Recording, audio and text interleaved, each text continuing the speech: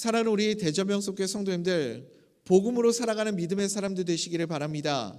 복음이 나의 가운데서, 내 안에서, 우리 교회에서 흘러가게 될 때 그 복음을 통해서 주변에 있는 많은 사람들을 변화시키고, 또 이 복음을 통해서 진정한 믿음이 무엇인지를 깨닫게 되고, 복음을 통해서 다른 것이 아니라 내 안에 주님이 분명하고 생생하게 역사하는구나를 경험하며 살아갈 수 있게 되기를 간절히 소원합니다. 이 복음이 있을 때 우리는 주님의 마음, 예수님의 마음을 품게 될 줄 믿습니다. 예수님의 마음이 무엇입니까? 낮아지심이고 겸손한 마음이고, 그래서 그 예수님의 마음을, 너희 안에 이 마음을 품으라, 곧 그리스도 예수의 마음이니, 그 마음을 품게 될 때 나를 통해 복음이 흘러가게 되는 은혜를 누리게 될 줄 믿습니다. 우리는요, 교회는 디딤돌이 되어야 됩니다. 하나님의 은혜가, 하나님의 복이 흘러가는 디딤돌이 되어야 되겠죠.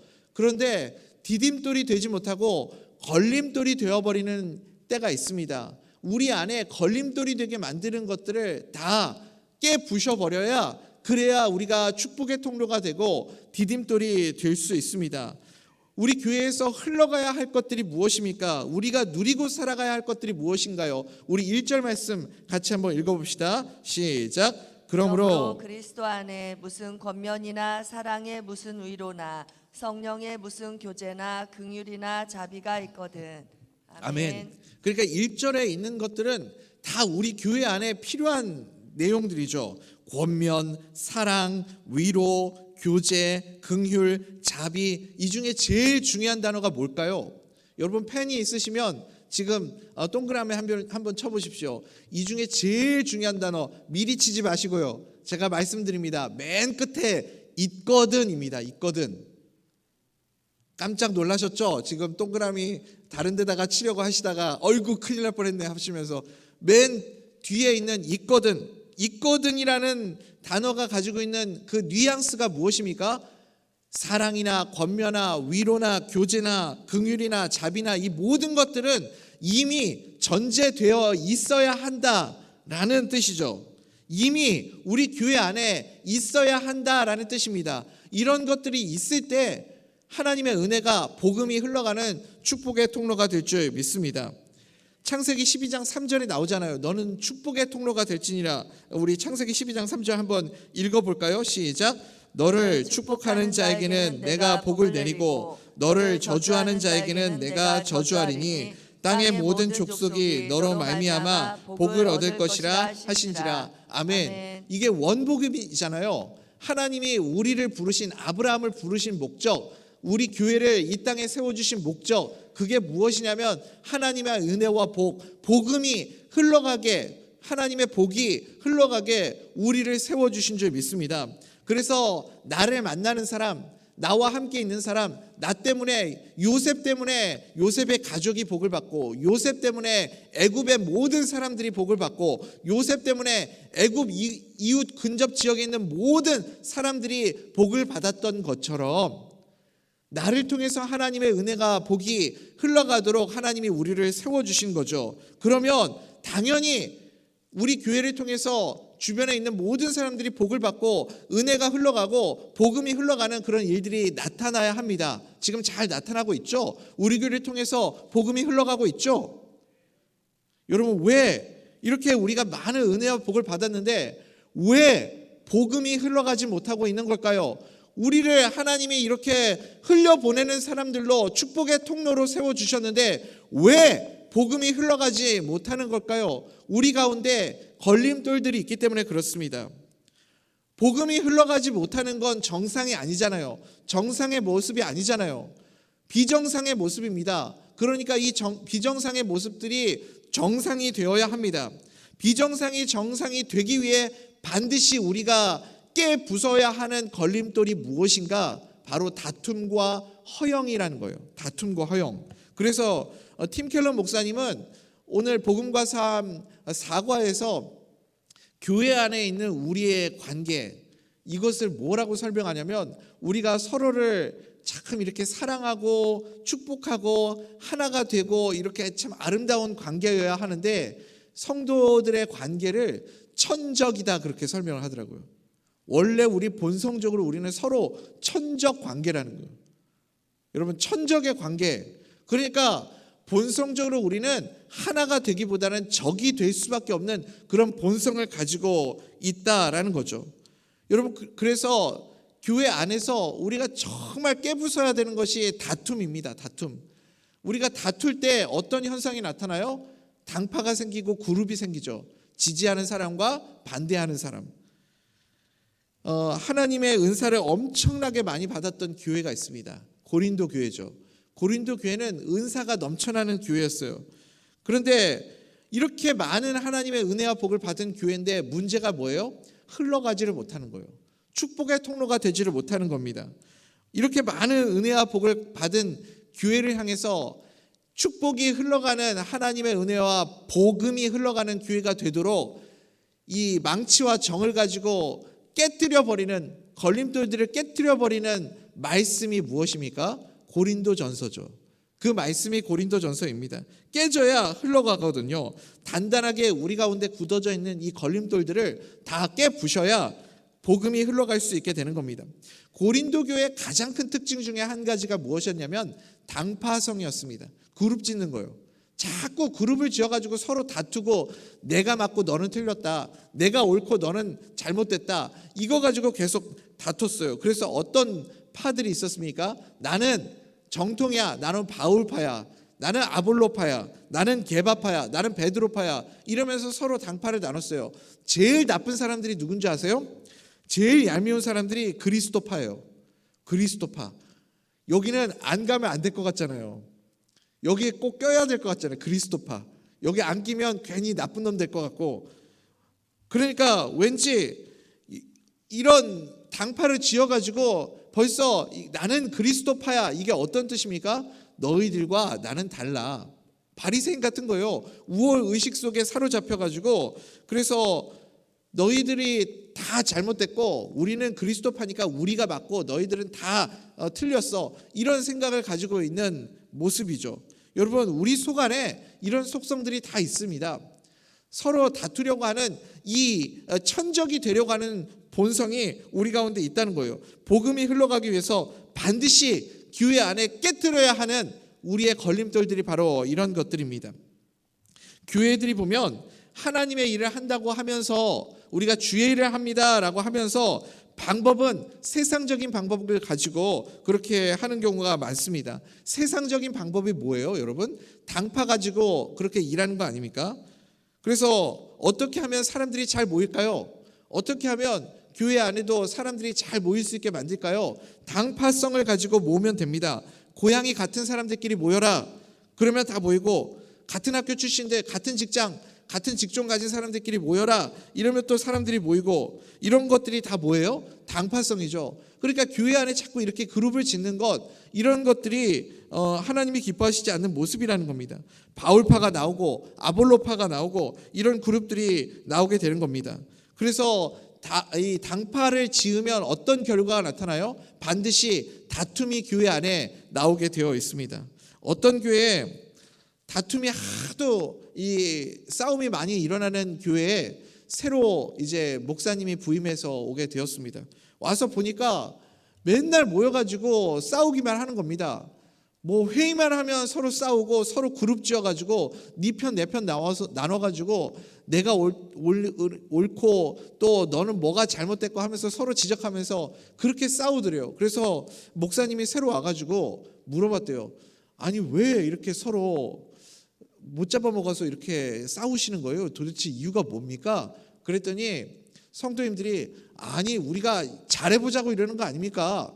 한번 좀 잘 좀 해보자고 이렇게 서로 언성 높이고 다투는 거 아니에요? 그랬대요. 그래서 목사님이 차라리 그럼 우리 잘하지 맙시다 그랬다는 거예요. 그 다음부터 교회 안에서 싸움이 나올 때마다, 다툼이 나올 때마다, 여러분 우리 잘하지 맙시다, 잘하지 맙시다. 그래서 계속해서 싸움이 들어가고, 또 언성 높아지면 우리 잘하지 맙시다 하면서 또 다투는 소리가 들어가고 그랬다는 거예요. 여러분, 교회가 싸움이 일어나면요, 그냥 아무것도 안 하면 됩니다. 교회가 싸움이 일어나면 뭘 하려고 하면 안 돼요. 우리 안에 나눠져 있는 마음이 있고 다툼이 있고 이런 분리된 마음들이 있는데, 그런 마음 속에서 사역을 하려고 하면 반드시 부작용이 생기기 때문에 그렇습니다. 그래서 교회는요, 조용해야 돼요. 교회는 조용한 게 정상입니다. 예배만 드리고 십자가 붙들고 찬송만 부르고 지칠 때까지, 힘 다 빠질 때까지 주구장창 기도하고 찬송하고 계속해서 부르짖어야 돼요. 그러면 힘이 없어가지고 뭐 싸울 힘도 없겠죠. 싸울 힘이 남아 있으면 계속해서 기도해야 하고, 그러니까 우리 교회가 진짜 좋은 교회예요. 싸울 여력이 없잖아요. 이렇게 빡세가지고. 우리 목사님이 지혜로운 거예요. 싸울 힘도 안 남겨놓는 거예요. 거기에다가 다 신앙생활 예배 드리는데, 기도하는데, 찬송 부르는데 다 쏟아 부어야죠. 그게 맞는 거 아닙니까? 그게 주님이 기뻐하시는 교회입니다. 당파성을 가질 이유가 없죠. 그러니까 여러분, 언제 우리가 사역하고 언제 우리가 일을 해야 돼요?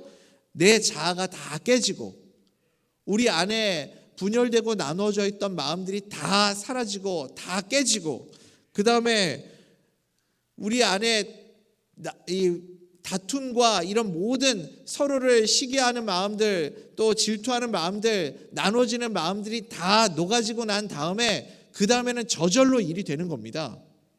그 다음에는 저절로 변화가 되는 거죠. 여러분, 그러니까 이런 변화가 나타나기 전에 우리 안에 나눠진 마음들이 남겨져 있는 동안에 우리가 뭔가 뭐를 먼저 시작하려고 하면 반드시 부작용이 생겨납니다. 우리 교회 안에 이 다툼들이 다 사라지게 되기를 간절히 소원합니다. 교회 안에 또 우리가 깨트려야 할 걸림돌이 뭐죠? 다툼과 허영심을 또 깨트려야 됩니다. 우리 안에 허영심들이 있어요. 허영은 뭐죠? 허영은 과장이에요. 과장. 그러니까 이상하게요, 여러분, 교회들이 자꾸 과장을 합니다. 자꾸 뭔가 과장을 해야, 그래야 사람들이 올 거라고 생각을 해요. 여러분, 복음은요, 이 거품들이 빠져야 그때 비로소 진정한 진실된 복음이 증거될 수 있습니다. 그러니까 교회가 자꾸 과장하는 그것을 경계해야 돼요. 허영이 사라져야 됩니다. 숫자도 뻥튀기 하고, 없는데 있는 척하고, 실속은 하나도 없는데 뭔가 있는 척 자꾸 이런 허영들이 빠져야 돼요. 그래서 교회 사진도 너무 포토샵을 많이 하면 안 됩니다. 있는 그대로 해야죠. 너무 과장을 많이 하는 것도, 과장을 지나치게 많이 하는 것도 거짓이기 때문에 그렇습니다. 그래서 적극적으로 나를 이렇게 깨트리고 우리 안에 있는 거짓과 허영들을 깨트려야 될 뿐만 아니라, 우리가 적극적으로 갖추어야 할 마음이 무엇이냐면 예수님의 마음이죠. 예수님의 마음을 우리가 품어야 할 줄 믿습니다. 예수님의 마음이 무엇이죠? 낮아짐, 남보다 나를 더 낮게 여기는 것, 다른 사람들을 나보다 더 좋게 여기는 것, 그것이 우리가 갖추어야 할 예수님의 마음인 줄 믿습니다. 그것을 두 글자로 뭐라고 그래요? 겸손이라고 하죠. 겸손한 마음을 가질 때 남보다 나를 낮게 여기는 그런 마음을 가져야 할 줄 믿습니다. 우리 빌립보서 2장 2절 3절 우리 같이 한번 읽어보겠습니다. 시작. 마음을 같이하여 같은 사랑을 가지고 뜻을 합하며 한 마음을 품어 아무 일에든지 다툼이나 허영으로 하지 말고 오직 겸손한 마음으로 각각 자기보다 남을 낮게 여기고. 아멘. 그러니까 다툼과 허영은 깨뜨려 버려야 되고, 우리가 갖추어야 할 예수님의 마음이 무엇이냐면 남보다 나를 낮게 여기는 마음, 겸손한 마음, 다른 사람들을 높여줄 수 있는 마음, 그런 마음이 우리 가운데 있어야 할 줄 믿습니다. 사도 바울도요, 그래서 감옥에 갇혀 있으면서 기도의 동역자들을 그렇게 축복하고 칭찬하고 있지 않습니까? 내가 지금까지 여기까지 올 수 있었던 것은 내가 잘나서, 내가 능력이 많아서가 아니라 나의 기도의 동역자들이 있었기 때문입니다. 주변 사람들을 그렇게 높여주고 인정할 수 있는 마음, 그것이 우리 가운데 필요한 거죠. 그러니까 복음이 흘러가는 교회가 되기 위해서 가장 먼저 우리는 서로를 인정하고 높여주고 존중할 수 있는 마음을 갖추어야 합니다. 그래서 하나님께서 복을 주시는 방법이 무엇이냐면, 위로부터, 하늘로부터 나에게 직접 주시는 은혜와 복도 있지만 내 주변 사람들을 통해서 하나님이 복을 주시는 거예요. 우리 동역자를 통해서 하나님의 은혜와 복을 주십니다. 그러니까 우리 교회는 참, 제가 오늘 이 아침에 와가지고 이렇게 예배를 드리면서도 그런 생각이 드는 거예요. 오늘 우리 성도님들을 보면서도 이렇게 성실하게 이 새벽부터 나와서 예배 섬겨주시는 우리 찬양팀 반주자 계시고, 우리 이렇게 뜨겁게 늘 교회를 위해서 기도해 주시는 성도님들, 중보 기도해 주시는 우리 성도님들 참 많이 계시고, 그런 모습을 보면서 참 내가 복을 많이 받았구나, 하나님이 참 많은 복을 주시는구나, 그런 생각을 하게 됩니다. 여러분, 나에게 하나님의 복이 누구로부터 흘러오냐면 하나님이 직접 나에게 주실 때도 있지만 주변 사람들로부터 복이 흘러 들어오는 겁니다. 그러니까 한번 생각해 보십시오. 우리 교회 성도님들 통해서 얼마나 내가 많은 은혜와 복을 받고 있습니까? 하나님이 우리의 부족함을 채우시는 방법이 무엇이냐면 동역자를 통해서 하나님이 우리를 채워주시고 부족함을 채워주시고 은혜를 주십니다. 그러므로 하늘에서 나에게 직접 주시는 하늘의 복뿐만 아니라 동역자의 복을 누리기 위해서 우리가 반드시 갖춰야 될 게 무엇이냐면 시기와 질투를 하는 마음을 버려야 됩니다. 시기와 질투는 하면 안 됩니다. 남을 나보다 낮게 여긴다, 더 높게 여긴다, 그러니까 다른 사람보다 나를 더 내가 다른 사람보다 내가 더 낮은 사람이다라고 여기는 것은 어떤 마음이냐면 시기와 질투하지 않는 마음이에요. 남을 깎아내리면 안 되고 다른 사람들이 잘 되는 것을 정당하게 인정해 줄 수 있는 그런 마음, 존중하고 인정할 수 있는 마음. 저 사람이 나보다 이것은 더 잘해, 저 사람이 이런 부분에 있어서는 참 뛰어나, 저 사람이 저런 은사가 있어, 인정하고 존중해 줄 수 있는 마음, 그런 마음들이 있어야 됩니다. 우리가 다른 사람들의 슬픔에 대해서 공감하는 능력은 참 뛰어납니다. 누가 이렇게 안 좋은 일을 겪고 또 뭐 이렇게 가족들 중에 먼저 하나님의 부름을 받는 그런 큰 슬픔을 당한 일이거나 이런 일들이 있을 때 우리가 그 슬픔에 공감하는 것은 참 잘해요. 그런데 다른 사람들이 잘 될 때, 기뻐할 일이 있을 때 함께 기뻐하는 훈련이 잘 안 되어 있습니다. 누가 좋은 일이 있으면 여러분, 진정한 하나 된 공동체는 함께 기뻐하고 즐거워할 수 있어야 되지 않습니까? 근데 어느 집사님이 그러더래요. 오늘 내가 집에 나오는데 남편이 나한테 뭐라 그러냐면, 남편이 오늘따라 당신 왜 이렇게 예뻐? 나한테 이랬다? 이렇게 얘기를 했대요. 그랬더니 옆에 있는 분이 들으시면서 우리가 그런 이야기를 들을 때 어떻게 반응해야 되겠어요? 그렇죠? 와, 좋겠다, 와, 행복하겠다, 진짜 와, 부럽다, 이렇게 반응을 해야 정상적인 반응 아닙니까? 오늘 우리 남편이 나보고 당신 오늘따라 왜 이렇게 예뻐? 이렇게 얘기했다는 거예요. 그러면 좋겠다, 집사님 너무 오늘 행복하겠다, 이렇게 반응을 해줘야죠. 그런데 그거 남편 백내장이야 그랬대요. 또 어떤 분은요, 나는 결혼한 지 20년 됐는데 지금도 남편을 보면 가슴이 이렇게 두근두근거려. 그랬더니 뭐라 그랬냐면 그거 부정맥이야. 나는 지금도 남편만 보면 남편하고 늘 달달한 커피 한 잔 마시고 싶어. 그랬더니 그거 당뇨병이야. 무슨 자기가 의사예요? 왜 남의 병을 진단하고 그래요? 나는 이상하게 남편하고 걸으면 남편 쪽으로 이렇게 자꾸 기울게 되더라. 그거 관절염이야. 이거 정말 못된 거 아닙니까? 그러니까 다른 사람이 이렇게 행복해하고 기뻐하고 즐거워하는 거를 못 보는 거예요. 여러분, 같이 축복하고 같이 기뻐하고 같이 즐거워해 줄 수 있어야 되지 않겠습니까? 다른 사람을 인정할 수 있고 다른 사람의 기쁨을 공감할 수 있는 그런 하나님의 사람 동역자들 다 될 수 있기를 간절히 소원합니다. 그래야 그 은혜가, 그 복이, 그 기쁨이 나에게도 흘러오는 거 아니겠어요? 그러니까 우리가 왜 흘려보내지를 못하냐면 내가 먼저 우리 안에서 하나됨이 없고 우리 안에서 서로 공감하지 못하고 존중하지 못하기 때문에 그런 거죠. 4절에 보니까 4절에 자기 일 그랬는데 자기 일은 나의 유익을 위한 일이겠죠. 자기 유익을 위해서 자기 일을 추구할 뿐만 아니라 다른 사람의 일, 그러니까 다른 사람의 이익도 추구해주고 다른 사람의 필요도 채워줄 수 있는 그런 사람이 되어야 한다는 겁니다. 내 것, 나의 유익, 이것만 챙기는 것이 아니라 다른 사람을 배려하고 존중하고 인정할 수 있는 모습, 우리 안에 그런 모습이 있을 때 거기에서부터 복음이 흘러갈 수 있게 될 줄 믿습니다. 우리 빌립보서 2장 4절 같이 한번 읽어봅시다. 시작. 각각 자기 일을 돌볼 뿐더러 또한 각각 다른 사람들의 일을 돌보아 나의 기쁨을 충만하게 하라. 아멘.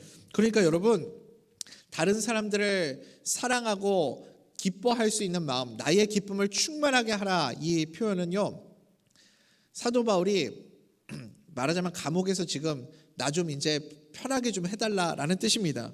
나 좀 편하게 좀 해달라. 너희들이, 내가 제일 편한 게 뭐냐면 너희들이 기쁨으로 하나 되어서 서로 존중하고 서로를 위해서 살아가게 될 때 그 기쁨이 충만하게, 나의 기쁨이 충만하게 될 것이다 라는 그런 고백 아닙니까? 제가 지난 여러 번 설교하면서 제가 가지고 있는 그 목회적 가치, 그럴 수도 있지에 대해서 많이 강조를 드렸더니 우리 성도님들이 참 공감을 많이 해주셔서 얼마나 감사한지 모릅니다. 그럴 수도 있지의 마음에 2탄이 있습니다. 그럴 수도 있지의 좀 심화 과정, 이제 그럴 수도 있지가 익숙해지면 심화 과정이 돼야 되는데, 그게 무엇이냐면 여러분 잘 들으십시오. 무슨 이유가 있겠지라는 겁니다. 저 사람 도대체 저 사람 왜 저러는 걸까요? 이럴 때가 있잖아요. 저 인간 도대체 왜 저러는 거지? 또 왜 저런 행동하지? 저 인간 또 왜 저렇게 말해? 라는 생각이 들 때가 있어요. 그쵸? 우리가 이렇게 함께 사역하고 동역하다 보면 저 인간 진짜 이해가 안 가. 또 왜 저러는 거야? 왜 저렇게 행동하지? 갑자기 왜 저런 돌발 행동을 해? 라는 생각이 들 때 우리가 늘 해야 될 말이 뭐예요? 뭔가 다 이유가 있겠지. 뭔가 생각이 있겠지. 여러분, 우리가 계속해서 그럴 수도 있지의 2탄입니다. 뭔가 생각이 있겠지. 이것을 계속해서 말할 수 있어야 됩니다. 그러니까 정죄는 무엇이냐면, 정죄는 부분을 보고 판단하는 것이고 사랑은 전체를 보고 판단하는 겁니다. 우리는 부분을 보고 저 인간 또 왜 저러지? 저 인간 왜 저런 말을 하지, 행동을 하지? 라고 생각할 때 그때 전체를 볼 수 있는 표현이 뭐예요? 뭔가 이유가 있겠지. 뭔가 생각하는 게 있겠지 라고 말하는 겁니다. 그게 배려하는 마음이고 좋게 보는 마음이고, 그럴 때 우리에게서부터 하나님의 은혜와 복음이 흘러가게 될 줄 믿습니다. 그 다음에 우리가 흘려보내기 위해서 꼭 생각해야 될 것이 무엇이냐면 결과에 집착하면 안 됩니다. 결과에 집착하는 마음, 그것은 경계해야 됩니다. 오늘 주님께서 우리에게 말씀하시는 것이 무엇입니까? 예수님의 마음을 품으라, 곧 그리스도 예수의 마음을 품으라, 그렇게 말씀하지 않습니까? 그래서 우리가 지켜야 할 것들이 많은데, 많은 것 중에 무엇을 지켜야 되냐면 예수 그리스도의 마음, 우리에게 주신 예수 그리스도의 마음을 잘 지켜야 됩니다. 왜냐하면 그 생명이 그 마음에서부터 오기 때문에 그렇습니다. 복음이 그 마음에서부터 시작되기 때문에 그렇습니다. 마음이 예수님의 마음이 되어야 축복의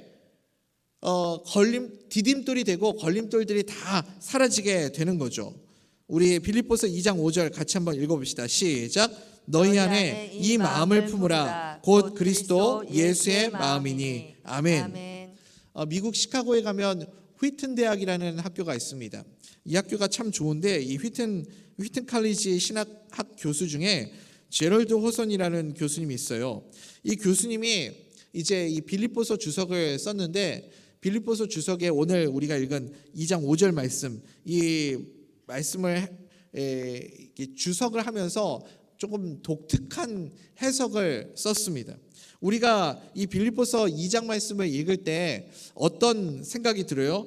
예수님이 하나님의 본체시다, 이런 내용을 읽을 때 하나님이신데, 예수님이 하나님이신데 다 부인하고 낮아져서 그래서 우리를 위해 인간이 되셨다, 우리가 그렇게 생각을 하죠. 근데 제럴드 호소니가 어떤 해석을 하냐면, 예수님이 우리를 위해서 하나님의 본체신데 사람이 되신 것, 이게 하나님의 속성이라는 거예요. 하나님이 원래 가지고 있는 하나님의 속성이, 예수님이 하나님됨이 어떤 모습이냐면 낮아지시는 거래요. 그러니까 예수님이 하나님으로서 하나님됨의 그 모습이 무엇이냐면 머뭇거리지 않고 서슴지 않고 낮아질 수 있는 것, 이게 하나님의 속성이라는 거죠. 예수님의 하나님됨이 어떤 모습이었냐면 제자들의 발을 씻기실 때의 그 모습입니다. 낮아지시는 모습, 머뭇거리는 게 없어요. 기꺼이 제자들을 위해서 낮아지실 수 있는 거죠. 우리도 예수님의 마음을 너희들도 이 예수님의 마음을 품으라, 예수 그리스도의 마음을 품으라. 이것이 무엇이냐면 기꺼이 망설임 없이 거리끼는 것 없이 낮아질 수 있는 마음, 그것이 예수님의 마음이라는 겁니다. 우리가 자존심이 있고 뭐 이런 생각들이 있으면 이걸 못하죠. 감히 나한테 이런 이야기를 해? 나를 뭘로 보고 이런 일을 시켜? 이렇게 생각하잖아요. 우리가 예수님의 마음을 품으면 어떻게 돼요? 하나님의 속성이, 하나님의 성품이 내 안에 들어오게 되는 줄 믿습니다. 예수님이 내 주인 되시면 하나님의 속성, 그게 뭐예요? 낮아지심. 종의 형체를 가지시고 낮아지시는 그 예수님의 모습, 그것을 우리가 갖게 될 줄 믿습니다. 이제 말씀 맺겠습니다. 사랑하는 우리 대전명석교회 성도님들, 복음으로 내 존재가 변화되는 믿음의 사람 될 수 있기를 간절히 소원합니다. 우리는 그래서요, 열매가 아니라, 결과가 아니라 뿌리가 변화되어야 됩니다. 뿌리가요, 복음으로 우리의 존재 자체가, 우리의 본질 자체가 변화되어야 할 줄 믿습니다. 그러면 예수님의 마음을 품으면 우리 안에 다툼과 허영과 모든 그 허세들과 이런 거품들, 걸림돌들 다 사라지고 디딤돌이 되어서 우리를 통해서 하나님의 은혜와 복이 흘러가는 축복의 통로로 주님이 우리를 사용하여 주실 줄 믿습니다. 제가 방송팀에 요청하지는 않았는데 마지막으로 우리 빌립보서 2장 6절부터 8절까지 읽고 우리 함께 기도하도록 하겠습니다. 우리 6절부터 8절까지 함께 읽겠습니다. 그는 근본 하나님의 본체시나 하나님과 동등됨을 취할 것으로 여기지 아니하시고 오히려 자기를 비워 종의 형체를 가지사 사람들과 같이 되셨고 사람의 모양으로 나타나사 자기를 낮추시고 죽기까지 복종하셨으니 곧 십자가에 죽으심이라. 아멘. 여러분, 이것이 복음입니다. 이것을 신학 용어로 케노시스라고 얘기를 하고 자기 비움, 겸손, 그리고 복음이라고 말을 합니다. 오늘도 이 예수님의 낮아지심, 이 복음을 붙잡고 내가 예수님의 이 마음을 품게 될 때, 이 낮아짐을 품게 될 때 나를 통해서 하나님의 은혜와 복음이 흘러가게 되는 축복의 통로가 될 줄 믿습니다. 우리 대전명석교회가 복음을 흘려보내는 축복의 디딤돌이 될 수 있기를 간절히 소원합니다.